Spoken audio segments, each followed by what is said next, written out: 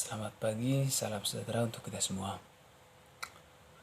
Pada kesempatan ini saya mau mereview tugas UAS dari mata kuliah Sosiologi Terapan dengan judul tentang menganalisis pasien COVID-19 dengan menggunakan metode ROCP.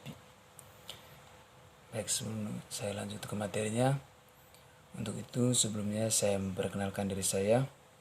Nama lengkap saya Agustinus Hendra Kusuma, NIM 170303070 dari kelas Sosiologi B reguler pagi dengan dosen Bali Dr. Andi Yosef Ejlaut. Baik, kita lanjut ke materi yang saja teman-teman. Seperti yang kita ketahui, saat ini virus corona atau yang lebih dikenal dengan COVID-19 ini adalah salah satu penyakit yang menular dengan cepat yang disebabkan oleh virus. Dan virus ini menyerang ke sistem pernapasan, infeksi paru-paru yang berat hingga kematian. Dan seperti yang kita ketahui, COVID-19 ini ditemukan pertama kali di salah satu kota Cina, yaitu Wuhan. Virus ini telah menyebar di seluruh dunia termasuk negara kita sekarang, negara Indonesia. Karena virus ini cepat menyebarnya, maka pemerintah menerapkan untuk lockdown dan segala satu yang kita kerjakan itu akan kerja dari rumah. Dan sampai sekarang belum ada obat yang benar-benar efektif untuk mengatasi infeksi COVID-19 ini. Dalam hal ini, upaya dan kebijakan dari pemerintah sangat penting untuk menangani virus corona ini, karena virus ini dapat menyebabkan krisis ekonomi dan mengakibatkan kelaparan.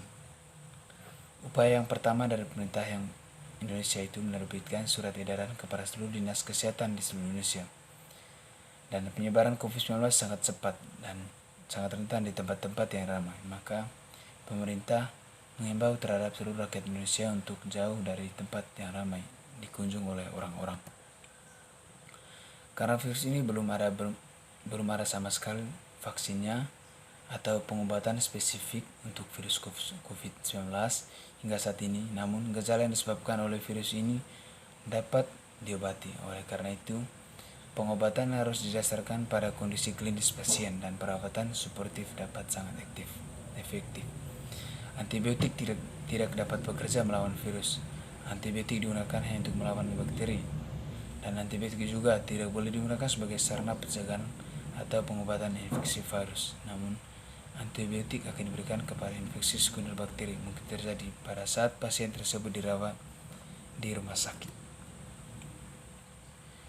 Upaya lain dari pemerintah adalah dengan melakukan dan usaha demikian diarahkan untuk mencakupi ketersediaan masker, sanitizer, APD, serta bahan pangan bagi kalangan yang rentan kepada kebutuhan primer. Jaminan kesehatan setiap warga negara Indonesia telah termasuk dalam konstitusi. Dengan adanya jaminan kesehatan yang diberikan oleh pemerintah, maka pemerintah memiliki tanggung jawab terhadap warga negara yang terlebih dalam permasalahan pandemi COVID-19. Oleh karena itu, pemerintah perlu memperlakukan kebijakan yang dapat menjadi solusi dari permasalahan yang ada.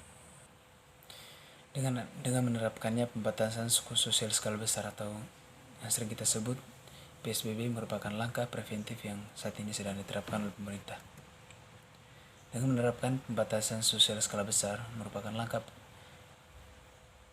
preventif ini sedang dilakukan pemerintah, karena masih banyak masyarakat yang kurang pemahaman terhadap hal ini.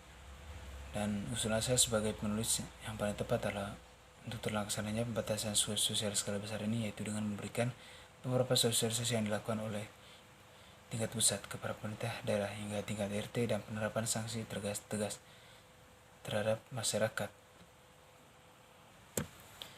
PSBB yang di satu sisi diharapkan mampu mengendalikan penyebaran COVID-19 harus diiringi berbagai kebijakan lainnya dalam menjamin pemenuhan kebutuhan dasar masyarakat. Kebijakan ini guna mengatasi berbagai kompleksitas permasalahan yang ditimbul akibat pandemi COVID-19 ini, serta penerapan berbagai pengendalian pandemi termasuk pembatasan sosial skala besar atau PSBB. Kebijakan-kebijakan ini berupa kebijakan penerapan protokol kesehatan dalam berkendara, pengendalian transportasi umum dan pribadi, dan penyaluran bantuan kepada masyarakat. Dengan demikian, PSBB bukanlah satu-satunya upaya strategis yang harus dijalankan. seperti yang dilansir dari kompas.com, diperlukan kolaborasi bersama antara kementerian atau lembaga terkait, khususnya Kementerian Perindustrian dan kepala daerah, untuk mengatasi persoalan tersebut dengan menerapkan protokol kesehatan. Salah satu contoh yang baik yakni tetap berjalannya pasar tradisional. Baik, di sini saya ingin menganalisis menggunakan teknik Rosipi atau Ruler, Opportunity, Capacity, Communication, Interest, Participation, dan Ideologi. Kita akan bahas dari yang pertama, Ruler. Ruler adalah faktor bahwa orang berperilaku tidak hanya dalam satu peraturan, tetapi dalam kerangka peraturan perundang-undangan yang saling terkait. Oleh sebab itu, pembuatannya harus selalu mengingat peraturan perundang-undangan lain yang mungkin ada kaitannya baik secara vertikal maupun horizontal. Kalaupun ini diabaikan, maka bisa timbul penolakan, bahkan digugat secara hukum untuk dibatalkan melalui judicial review. Permintaan agar masyarakat melakukan social distancing kini masih sebatas himbauan dan tentu tidak cukup. Maka oleh karena itu, pemerintah mengeluarkan aturan atau undang-undang untuk mengantisipasi menyebarnya COVID-19, dan undang-undang yang dikeluarkan dari pemerintah salah satunya adalah Peraturan Pemerintah Nomor 21 Tahun 2020 tentang pembatasan sosial berskala besar dalam rangka percepatan penanganan coronavirus disease 2019 atau yang disebut dengan COVID-19 ditetapkan pada tanggal 31 Maret 2020. Pemerintah daerah atau Pemda dapat melakukan pembatasan sosial berskala besar untuk satu provinsi atau kabupaten atau kota tertentu. Yang kedua, opportunity adalah faktor lingkungan atau eksternal dari pihak-pihak yang akan dituju yang juga harus diketahui secara jelas sehingga memungkinkan mereka berperilaku sesuai dengan pemerintah atau larangan. Peraturan perundang-undangan yang akan dibuat. Faktor ini menuntut pembuatan peraturan perundang-undangan memahami tentang konfigurasi dan keadilan real masyarakat yang akan dikenakan peraturan yang akan dibuat, sebab hukum yang tak berpijak kepada realitas sosial tak akan dapat bekerja secara efektif. Dia dari faktor eksternal ini, maka semua masyarakat memiliki kesempatan untuk mengikuti semua protokol kesehatan. Mumpung masih ada kesempatan, karena apabila masyarakat tidak mengikuti protokol yang dibuat oleh pemerintah, maka akibatnya hukum yang akan bekerja selanjutnya. Ada banyak hikmah di balik wabah pandemi virus corona atau COVID-19 yang menyerang ratusan negara Indonesia, termasuk Indonesia. Dalam skala kecil seperti keluarga, wabah menjadikan suasana di rumah semakin erat dan intim. Banyak pula kesempatan untuk merenung, mengevaluasi diri, dan memperbaiki diri. Yang ketiga, capacity adalah faktor yang terkait dengan ciri-ciri pelaku atau internal yang mungkin punya masalah yang bisa mendorong mereka atau menyulit mereka atau tidak memungkinkan mereka untuk menaati peraturan perundang-undangan. Di sini kemampuan seseorang untuk lebih memahami tentang COVID ini, karena tidak semua masyarakat tahu apa itu COVID-19. Sebenarnya apalagi masyarakat yang tinggal di pedalaman, maka otomatis mereka tidak tahu apa itu COVID-19. Dan pasti yang mereka tahu adalah COVID-19 itu hanyalah virus biasa. Oleh karena itu, kebanyakan dari bidang kesehatan dan pemerintah banyak yang membahayakan masyarakat. Peran serta pemerintah yang kurang optimal dalam memberikan sanksi bagi oknum yang tidak bertanggung jawab, yang telah mempekerjakan kepada para pekerja yang mengambil keuntungan dalam kasus COVID ini, sehingga sanksi dianggap lemah sehingga tidak menimbulkan efek jerah pada pelaku. Yang keempat, communication adalah faktor peran pihak berwenang atau aparat dalam mengambil langkah-langkah apakah sudah memadai atau belum untuk mengomunikasikan peraturan perundang-undangan kepada pihak yang dituju. Pihak yang dituju untuk berlakukannya peraturan perundang-undangan itu harus mendapat informasi yang jelas juga. Bukan hanya kita yang harus mendapat informasi tentang mereka, tetapi juga mereka harus mendapat informasi dari kita tentang peraturan perundang-undangan yang akan dibuat. Oleh sebab itu, komunikasi dan publikasi melalui media massa menjadi sangat penting. Komunikasi sangat penting di saat ini, seperti yang dilansir dari mediaindonesia.com. Komunikasi memegang peranan penting dalam menghadapi ekspansi virus corona atau COVID-19 ini secara rasional. Hal ini sangat menentukan, menjadikan momentum agar bangsa ini tangguh untuk menghadapi musuh yang sangat berbahaya ini. Komunikasi yang baik dan efektif penting untuk menangkal kesimpang siuran berita tentang COVID-19, baik yang disengaja ataupun tidak. Sayangnya, komunikasi yang dilakukan sebagian dari aparat pemerintah masih menuai kritik. Pengumuman 2 keluarganya oleh pejabat positif terjangkit virus corona menuai kritik yang dilayangkan kelompok pembela kebebasan berekspresi Asia Tenggara atau SafeNet dan mendapat kesambutan dari warganet. Yang kelima, interest. Terkait dengan pandangan tentang manfaat bagi pelaku peran atau pembuat undang-undang maupun yang terkena atau masyarakat yang diaturnya. Di sini manfaat bagi masyarakat yang diaturnya, yaitu dari pelaku kebijakan adalah supaya masyarakat tahu apa dampak dari wabah ini dan apa gejala-gejalanya, supaya nanti tidak ada kesalahpahaman antara pelaku kebijakan dan masyarakat. Dan banyak juga orang-orang yang memanfaatkan COVID-19 ini sebagai untuk kepentingan pribadi. Bagi mereka yang berkepentingan di dalam, misalnya segelintir elit politik tidak memanfaatkan pandemi COVID-19 sebagai ajang pencitraan.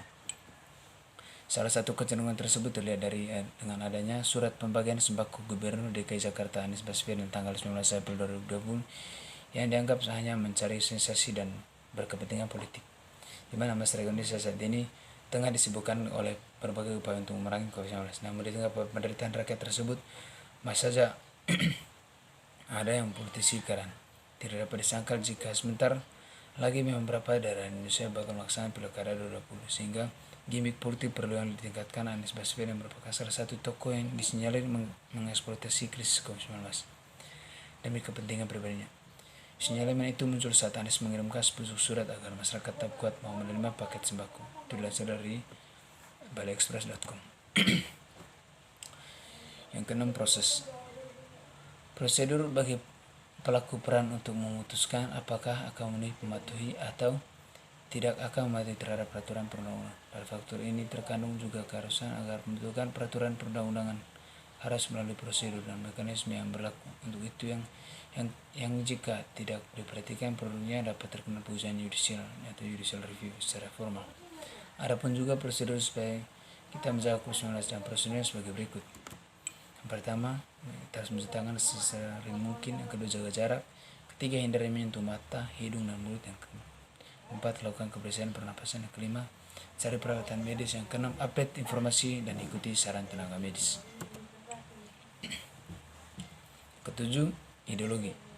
Terkait dengan masalah yang lebih luas, cakupnya hanya nilai, sikap, selera, bahkan mitos-mitos dan asumsi-asumsi tentang dunia, agama, kepercayaan, politik, sosial, ekonomi. Setiap manusia dilengkapi dengan olah pikir, rasa, karsa, dan cipta. Melalui hal itu, manusia membangun budaya, nilai dan norma-norma yang dijadikan landasan dan bersikap dan bertingkah laku di masyarakat. Dalam situasi pandemi corona ini, tentu aspek kemanusiaan pada sisi kesehatan, ekonomi, sosial, agama, hukum, budaya, dan lainnya sebagainya perlu menjadi perhatian dan menjadi dasar bagi penyelenggaraan negara dan relasi sesama manusia yang berujung pada rasa keadilan bagi masyarakat Indonesia secara keseluruhan. Timbulnya virus COVID-19 sangat berdampak bagi kehidupan masyarakat pada umumnya seperti pendidikan. Pemerintah mengimbau untuk tidak bersekolah langsung namun diganti dengan metode pembelajaran daring, atau yang dimana sedikit mempersulit untuk di beberapa wilayah Indonesia karena keterbatasan jaringan dan juga tidak efisiensi dalam proses belajar mengajar. Pemerintah berinisiatif mengeluarkan kebijakan untuk menangani virus COVID-19 ini, yaitu dengan memberikan wejangan agar masyarakat menjaga jarak atau social distancing dan isolasi mandiri guna mengurangi tingkat penyebaran virus COVID-19. Masyarakat juga diharuskan untuk tidak berkumpul di tempat-tempat keramaian dengan cara melakukan aktivitas seperti perkantoran, sekolah, ibadah, rumah kerja, atau work from home. Baik, teman-teman, mungkin itu saja review ujian UAS dari saya dari mata kuliah Sosiologi Terapan. Maka dari itu saya ucapkan limpah terima kasih.